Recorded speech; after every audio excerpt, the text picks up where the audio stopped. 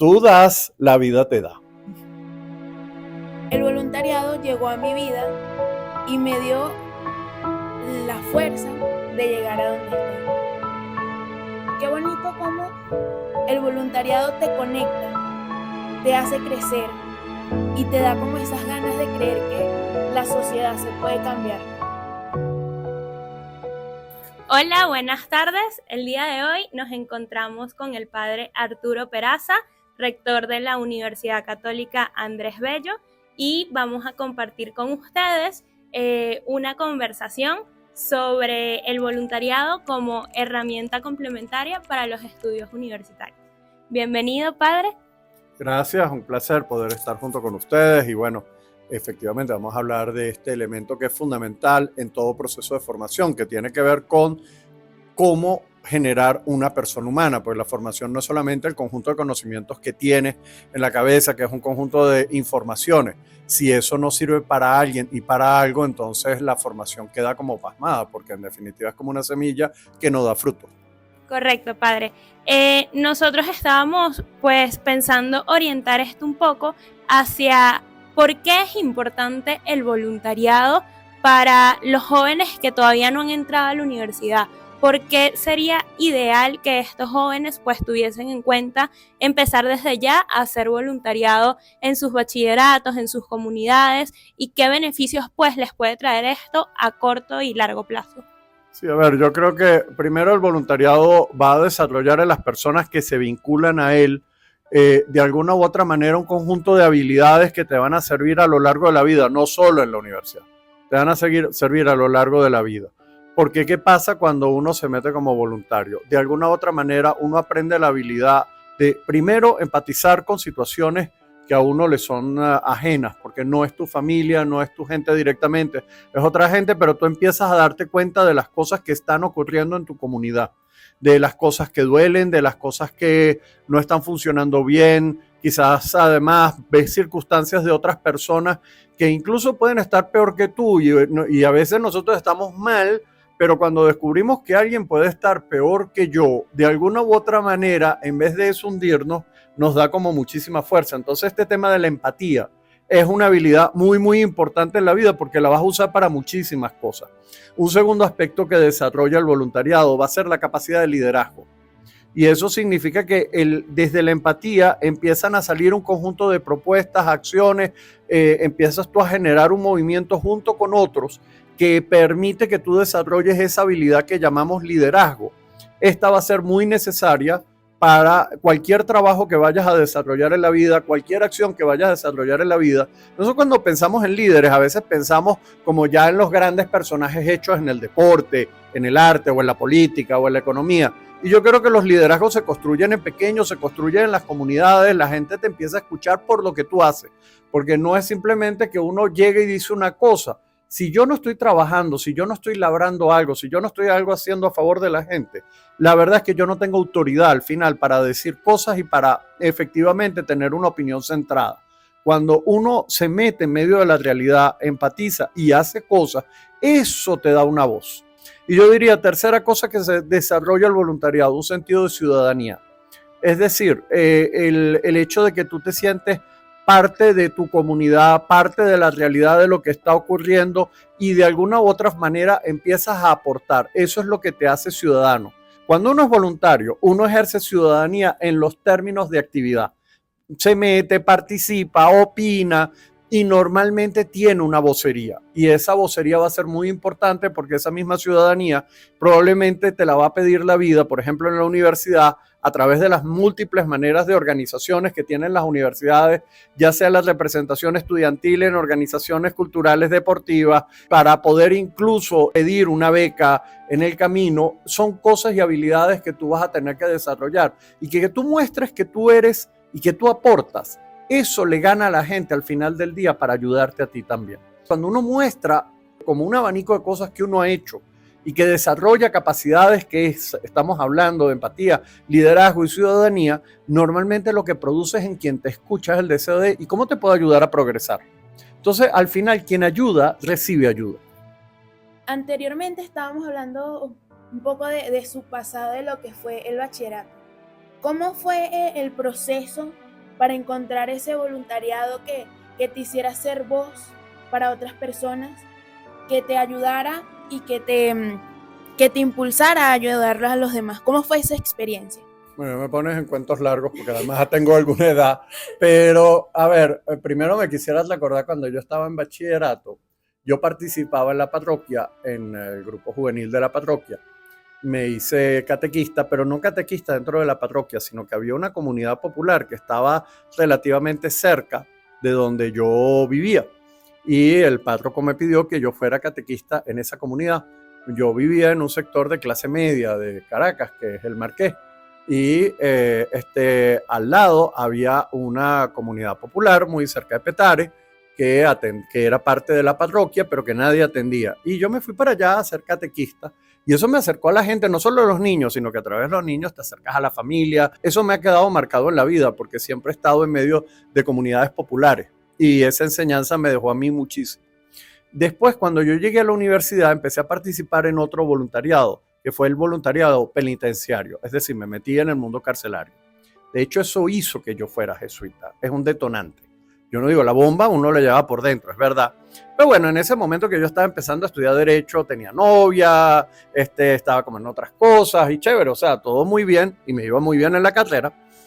Y empecé a trabajar en el mundo penitenciario porque uno sentía que algo de lo que uno estaba estudiando había que aportarlo a las situaciones en donde había mayor injusticia, y las cárceles siempre han sido, y lo fueron en aquel tiempo, un lugar en donde había muchísimas injusticias. Y bueno, yo me metí. Allí aprendí a ver con otros ojos a la gente, porque es verdad que han cometido delitos, pero eso no les quita humanidad. Eran jóvenes igual que yo, lo que pasa es que su historia había sido distinta a la mía y sus oportunidades distintas a las mías. Y eso hace preguntas. Y eso hace preguntas a la vida de uno sobre ¿y qué puedo hacer? Bueno, allí salió algo desde el interior, que fue mi vocación como jesuita. Ya tiempo después, yo seguí, porque yo tuve que cortar, entré como jesuita. Cuando retorno a la escuela de Derecho a seguir estudiando, me volví a vincular al voluntariado penitenciario. En aquel tiempo empezamos a trabajar una situación de violación de derechos humanos que existía, que llamaban la ley de vagos y maleantes.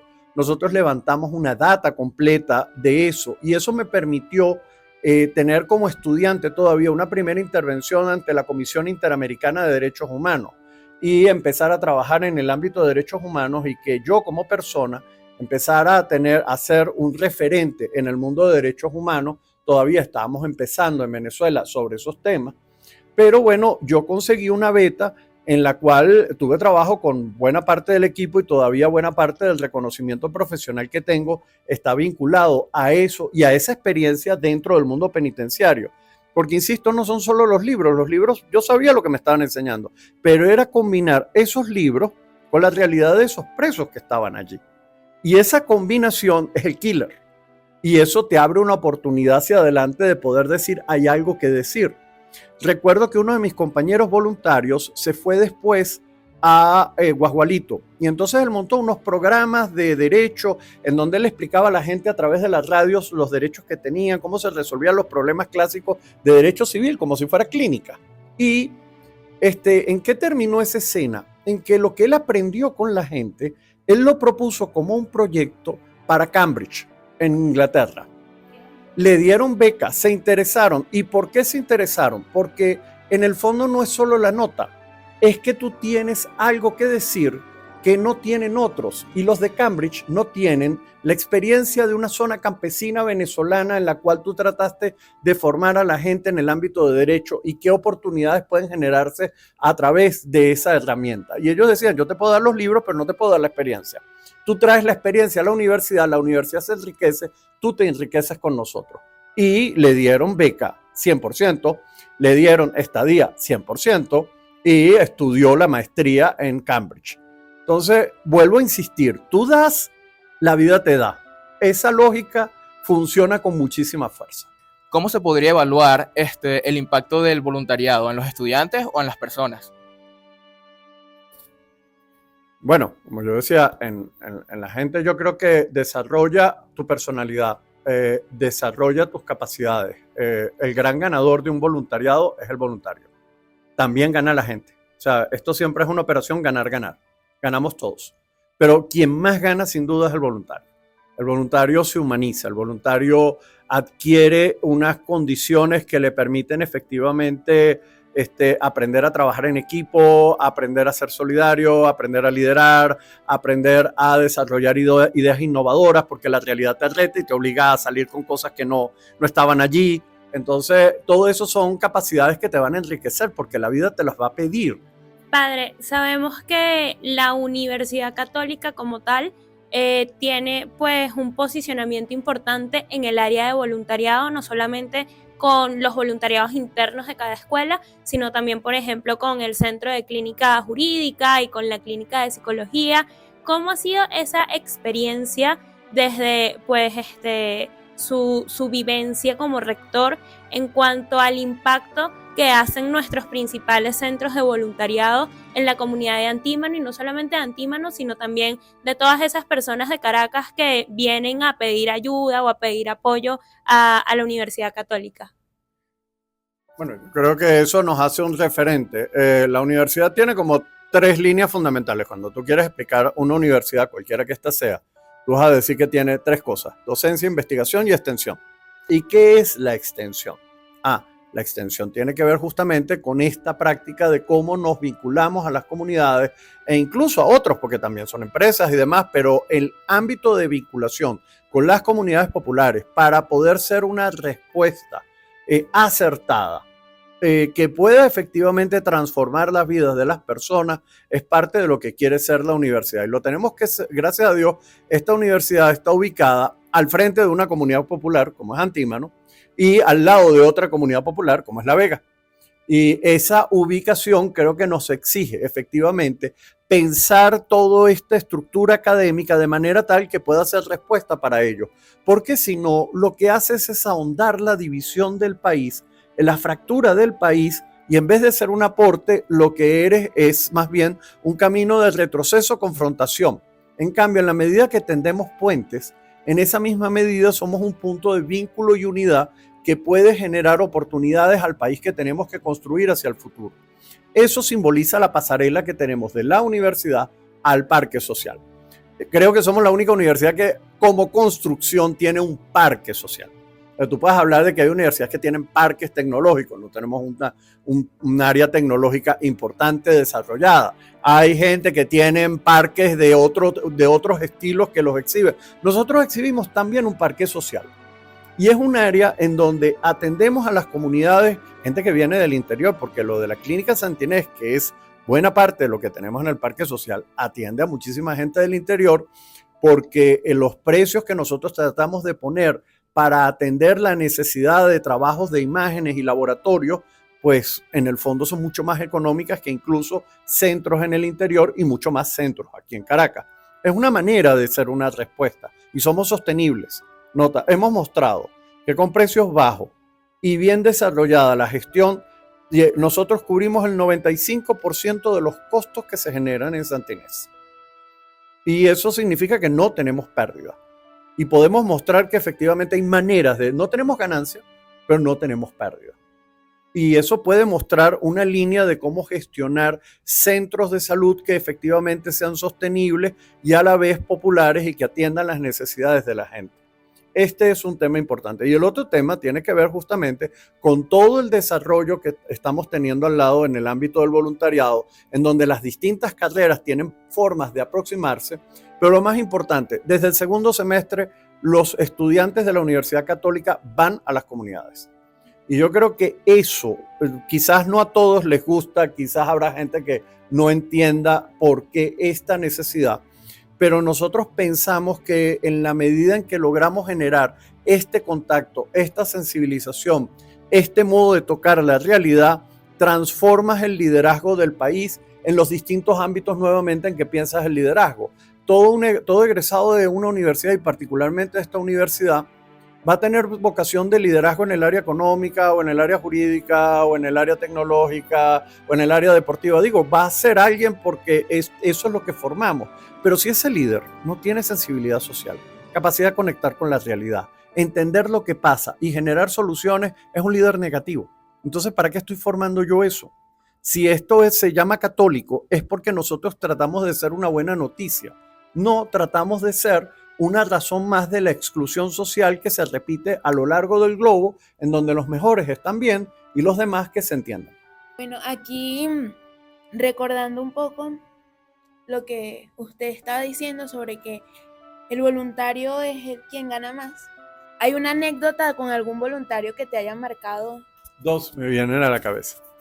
Primera de ellas, ocurre en Washington, D.C., porque es donde llego a conocer a esa persona. Es una joven, está trabajando en el Banco Mundial, tiene todos los haces de éxito que tú quieras ponerle, y hay una reunión de venezolanos en la que me convocan a mí también, un poco para exponer la situación de Venezuela. Yo estoy circunstancialmente, digamos, en el periodo en que había terminado de ser provincial de los jesuitas, eso significa jefe de toda la Compañía de Jesús, ¿no? En esa ocasión me invitaron los americanos a estar con ellos y circunstancialmente caí en Washington invitado por estos chicos. Chicos que están tratando de llevar algún tipo de ayuda, justamente algún modelo de voluntariado, y ella lo llevaba en el barrio La Vega. Ella empieza a contar algo similar a lo que tocabas de contar. Ella era practicante del sistema MUN y lo había sido porque en bachillerato habían ido gente de la Universidad Católica, Andrés Bello, a su colegio, que era Landia Aparicio, y montaron MUN para bachillerato. Los muchachos participaron, ella participó, se entusiasmó, además aprendió inglés, desarrolló un conjunto de habilidades, etcétera, etcétera, y ahora ella es financista de ese MUN en su propio colegio, desde donde está trabajando hoy en día. Pero ¿qué es lo que me sorprendió de esa historia, amén de contar esto? Ella contaba cómo cuando ella era niña, ella vivió el deslave de La Guaira. Su casa se cayó y ella cuenta, bueno, el deslave de La Guaira, pero ella estaba en La Vega y su casa se cayó y el colegio le tuvo que ofrecer un espacio para quedarse durante casi 3 meses, viviendo y durmiendo en casi un depósito, pero bueno, le dieron lugar para que durmiera ella y su familia porque no había lugar. Y ella terminó enamorada de su colegio, viviendo su colegio, entregada a los temas de la comunidad, se metió en los temas de MUN, desarrolló después como voluntaria en la universidad todo ese proyecto con sus propios compañeros del MUN, y esos aprendizajes que ella obtuvo y la manera como ella conectó le permitió en definitiva habilitarse como comunicadora social para hoy en día trabajar donde está trabajando. Y lo que uno podría contar es cómo una chica de La Vega termina en Washington y tiene que ver con voluntarios, porque es regresar lo que yo recibí, lo que ella era profundamente consciente. Y yo cuando hablé con ella ese día, le dije, mira, tú eres la marca de lo que la Compañía de Jesús sueña que pueda pasar en la vida de alguien.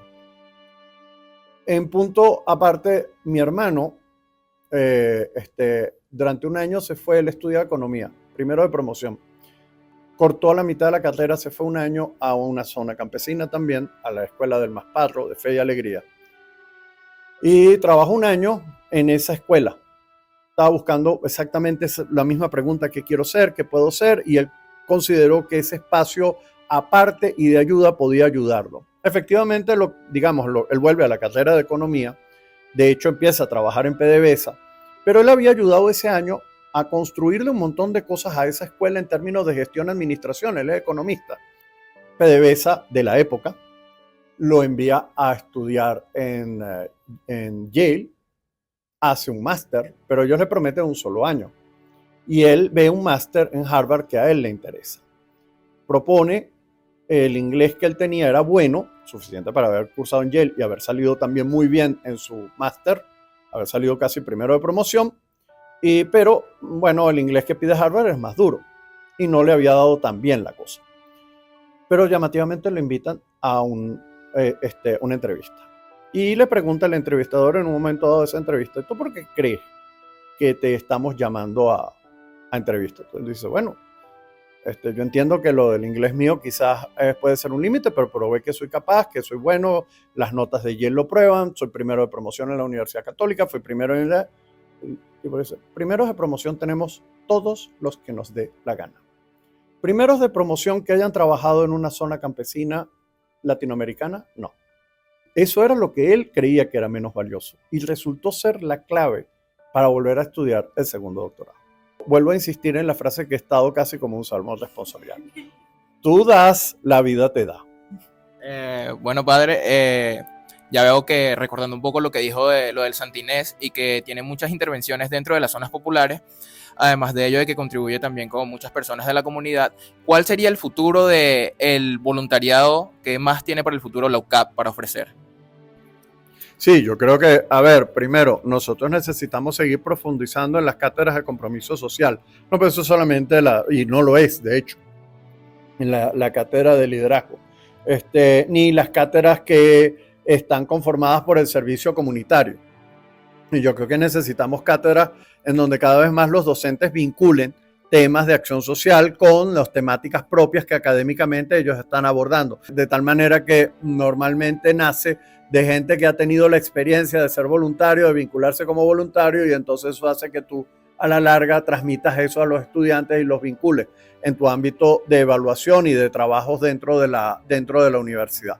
Si hay algo que tiene Caracas y esta zona es que tiene muchísimas comunidades populares, porque cuando tú hablas de Antímano pareciera que eso fuera una unidad, y eso es un montón de comunidades dentro de ella misma, con un montón de oportunidades hablando de escuelas, centros parroquiales o religiosos, centros deportivos. Es decir, Antímano tiene un conjunto de organizaciones que en la medida en que nosotros nos sepamos acercar a él, igual que a La Vega, podrían dar un universo de oportunidades de diálogo y encuentro y de creación de, estrategias que signifiquen desarrollo en común. Y yo siento que por allí va otra línea de crecimiento del voluntariado. Hemos hecho una nueva línea que es muy interesante, que es el voluntariado empresarial. Es que nosotros le hemos pedido a varios empresarios y profesionales muy exitosos que en el área de conocimiento de ellos ofrezcan una masterclass. Y es en el área que ellos conocen, ellos dan una masterclass, la dan gratuita a la universidad. Si alguien quiere una certificación de haber hecho ese curso, taller o masterclass, lo puede pedir, lo que paga revierte sobre becas, de tal manera que aparece la persona que ha dado la masterclass como donando el dinero de lo que significa la certificación en una beca para un estudiante. Pero a la vez, como es abierto el curso, en definitiva, muchísima gente se puede valer del conocimiento de gente que ha logrado éxitos importantes y que está desarrollando algunos aspectos profesionales y que eventualmente están abiertos para el conocimiento de otras personas. Y aquí es en donde la universidad es una herramienta clave, porque nosotros tenemos maneras y formas de hacer que ese acercamiento sea fructífero, que pueda efectivamente ser funcional y que la empresa pueda lograr los objetivos que se está trazando con su personal y la gente tenga una experiencia que al final signifique oportunidades tanto para la comunidad como para la empresa que se está vinculando al ámbito del voluntariado. Entonces, como tú ves, el voluntariado no queda solo entre los estudiantes y un tema meramente universitario, sino que se abre a otras dimensiones como son las empresas o incluso profesionales de alta capacitación. Nosotros como parte de Queremos Graduarnos y también como antiguos estudiantes de Fe y Alegría y ahora estudiantes de la Universidad Católica Andrés Bello, ¿por usted cómo es que Dios nos acerca también a este voluntariado? A ver, yo creo que una de las claves de lectura fundamental de la persona de Jesús es el tema de la solidaridad. Hay gente que trabaja el tema de la fe cristiana como el acto de la misericordia, entendido en la dirección de que pobrecito aquel que yo voy y entonces lo ayudo y soy bueno. Eso es un trabajo con el ego que es fatal en términos espirituales. Porque yo me engordo, el otro pobrecito, y además lo genero dependencia. Entonces eso es fatal, eso destruye, y lamentablemente hay mucho de esa mentalidad, en donde yo voy a los pobres para ayudarlos, no descubro que yo soy el ayudado. Entonces eso es una ceguera brutal. Si el trabajo voluntario no significa un proceso de implicación afectiva, emocional, que me enseña a mirarme a mí mismo y a entender que yo estoy logrando mucho más que lo que yo estoy dando, que de alguna u otra manera me implique como persona y implique un universo de relaciones que termina siendo que la gente con la que yo estoy compartiendo se convierten también en mis amigos, en gente que no me es indiferente, no son una cosa a la que yo voy a ayudar pobrecito, sino es alguien que me enseña, que también me transmite, que me enriquece como persona en la medida en que yo también te puedo dar lo que yo tengo. Entonces se convierte en un intercambio de regalos, de dones. Yo te puedo dar lo que yo tengo, pero yo recibo de ti también muchísimas cosas que entiendo que me están transformando como persona. y que me constituyen como persona.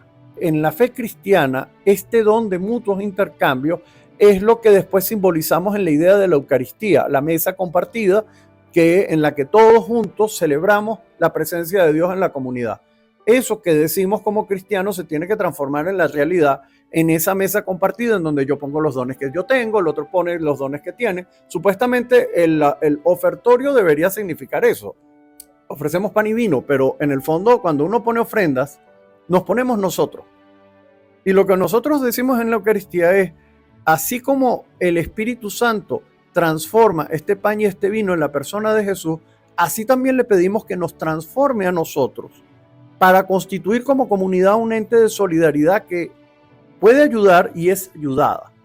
Porque vuelvo a insistir en esta frase, doy y das. En la medida en que yo descubro esto, me descubro enriquecido y más bien tengo muchísimas ganas de retornar, de regresar, porque me doy cuenta todo lo enriquecido que yo salgo y cómo la gente a mí me ayuda. Entonces, esto para mí es el camino cristiano. De alguna u otra manera nos implicamos de manera igual, todos. Y no es esta manera, digamos, como en donde yo sí tengo, tú no tienes, yo te doy y pobrecito tú. Esos mecanismos son infelices y al final del día hacen muchísimo daño. Para culminar, quisiera decirle que ya usted ciertamente es parte de Queremos Graduarnos, un individuo fundamental en lo que se ha generado aquí nosotros como estudiantes. Y bueno, ya como parte de Queremos Graduarnos, ¿usted qué mensaje le quisiera dar a estos jóvenes que están luchando por sus sueños en la educación? No estamos en un contexto sencillo y eso ya lo saben. Es un contexto complicado. Entonces, en los contextos complicados, uno no se puede obsesionar por el tema de si yo tengo abierta la puerta o si yo tengo cerrada la puerta.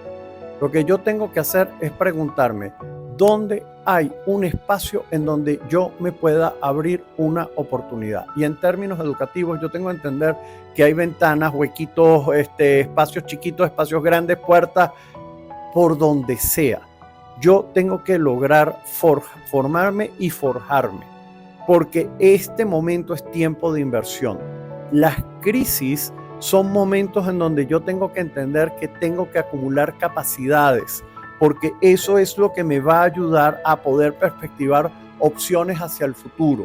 Si yo la crisis la trato de resolver resolviendo solo el presente, que yo entiendo la emergencia, no hay comida en mi casa, no hay transporte, no hay no sé qué, no hay no sé cuánto, sí, no hay muchas cosas. Y al final del día tú te puedes quedar en los no hay y entonces resuelvo ganando alguito y no sé qué y no sé cuánto, pero al final estoy apostando a mi empobrecimiento y al empobrecimiento de mi familia y no me estoy dando cuenta. Si yo tengo una mirada más de largo plazo, aunque entiendo que tengo que hacer cosas para poderme sostener hoy, porque si no, no voy a caminar, yo tengo que tener la mirada puesta en dónde se abre una oportunidad, cualquiera que ésta sea. Y cómo de esa oportunidad se va a abrir otra, se va a abrir otra, se va a abrir otra. Entonces, no desesperarse, saber aprender a entender la oportunidad que se me abre y desarrollar las capacidades que tengo y acumular en este momento fuerzas es lo que yo les insistiría en este tiempo. No le tengan miedo a la crisis. La crisis al final va a abrir oportunidades. La generación de ustedes se va a conseguir con un país dentro de 10 años que hay que armar y que ustedes van a ser los únicos que van a tener la capacidad para armar ese país. Es decir, la verdad es que ha sido espantoso todo este arrase que hemos vivido, pero al final del día, en términos de su generación, en términos de lo que a ustedes les va a tocar vivir, ustedes van a vivir el proceso de reconstrucción, no solamente de reconstrucción, sino de construcción de una alternativa. Y no van a tener a nadie por arriba, por tanto el techo lo van a poner ustedes. Y van a tener un montón de oportunidades abiertas porque este país sigue teniendo los mismos recursos que ha tenido toda la vida. Hemos tenido una crisis de sociedad que se ha transformado en crisis política. Pero en términos de los recursos, capacidades y cosas que nos ha dado la vida para poder salir adelante en este país, eso sigue intacto allí. Y basta y está esperando gente con talento que sepa decir hacia dónde jalar hacia adelante. Una generación que salga de la pelea y entienda que el camino es desarrollo económico, desarrollo de posibilidades, desarrollo de su familia, va a tener una gigantesca oportunidad de volver a desarrollar las condiciones de este país, porque, insisto, las condiciones están dadas. Aquí lo que hay es un problema distinto. Y yo creo que su generación lamentablemente habrá aprendido de este golpe que hemos vivido todos para entender qué es lo que hay que hacer hacia el futuro. Y creo que hay mucha gente joven convencida de que hay que pasar esta página y que hay que empezar otra cosa absolutamente distinta. Y ahí es en donde está la oportunidad.